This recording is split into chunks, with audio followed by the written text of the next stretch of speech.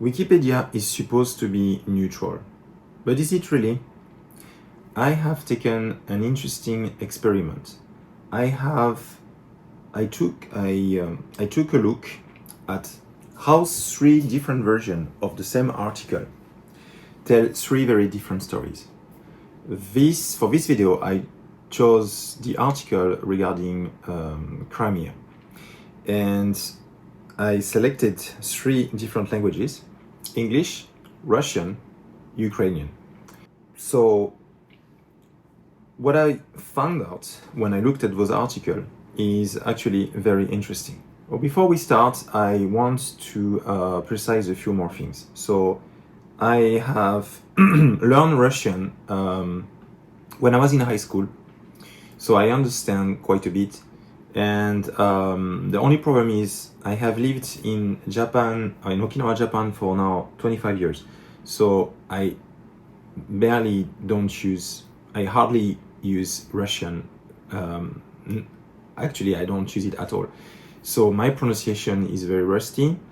So I'm gonna read some excerpt from the article, but please forgive me if my pronunciation is completely awful and off. I'll try to work on it and be better in the future. Also, I'm gonna try to read the Ukrainian version. I should be able to understand what is written thanks to my Russian knowledge. But again, I'm gonna try to read it. But it will probably be in a very Russian fashion. So please, if you are Ukrainian and you watch this video, forgive me. I'm trying. One more thing that I want to precise is it is not because I've learned Russian in high school that I'm going to be biased. I'm going to be very objective in my views regarding those 3 articles. This is the point of the video, so I want to see if Wikipedia can actually be biased or not. So if I am biased myself, what's the point of making this video?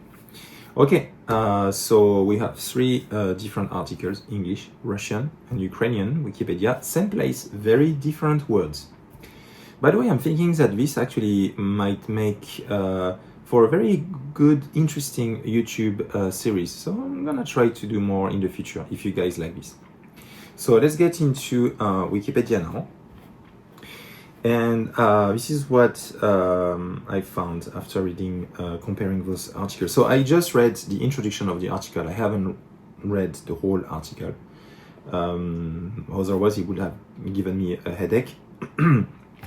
So here's the English version. So most of it is straightforward geography and population. But then comes this line: the region, internationally recognized as part of Ukraine, has been under Russian occupation since 2014. So that single phrase, under Russian occupation, is accurate under international law, but politically loaded. Russia will never call it an occupation. So that shows us even neutral Wikipedia reflects the language of international consensus. So now, Russian Wikipedia. You might expect it to echo the Kremlin, but listen to this.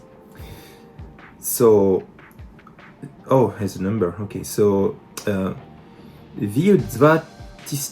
2014 году Ukraiński Krym был захвачен и аннексирован Россией. So in 2014, Ukrainian Crimea was seized and annexed by Russia. The verb захвачен, seized, is even stronger than occupied. Then it adds, Украина считает эти территории своими, находящиеся под временной российской оккупацией, а Россия как субъекты федерации. Ukraine considers these territories its own under temporary Russian occupation, while Russia considers them federal subjects. So here the Russian page actually leans towards Ukraine's framing, though it still acknowledges Russia's claim. And finally, the Ukrainian version. So this one is the most direct. It says here, how do you read this? So, Zaroplena je okupowana rosyjskimi regularnymi wojskowymi частинами, a також aneksowana Rosyjskою Federacją. It's interesting. I see a lot of a lot of I that actually don't exist in the Russian Cyrillic alphabet. So I believe this means seized and occupied by regular Russian military units and annexed by the Russian Federation. Then it goes further. Okupacja Rivostrova. No, okupacja Piwostrowa wyznaczaється jak akt niezаконної aneksji wnaslідок збройної агресії Росії. The occupation of the peninsula is defined as an act of illegal annexation as a result of Russia's armed aggression.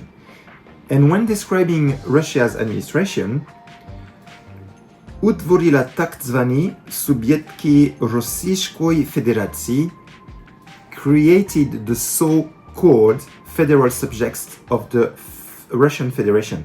So phrases like illegal annexations, armed aggression, and so-called make this version openly aligned with Ukraine's official stance.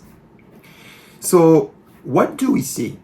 English Wikipedia under Russian occupation since 2014. Russian Wikipedia, Ukrainian Crimea was seized and annexed by Russia. Ukrainian Wikipedia, an act of illegal annexation as a result of Russian armed aggression and so-called federal subjects. Same peninsula, three different ways of telling the story. So this shows us something important. Wikipedia isn't just a voice. It's written by people in different countries with different perspectives and sometimes with different political pressures. So whenever you read about sensitive topics, remember the words themselves can tell you whose side you're hearing. Words matter, and Wikipedia is never 100% not neutral. Did you find this comparison surprising? Let me know in the comments below. And don't forget to like and subscribe for more videos about language, history, and how words shape the world. Again, I want to apologize for my pronunciation. Russian or Ukrainian, pretty bad. I hope it was more or less correct. Again, don't hesitate to slam me in the comments. And if you guys found this kind of video interesting, I will try to make more in the future with subjects that are quite controversial. Thank you for watching and see you in the next one.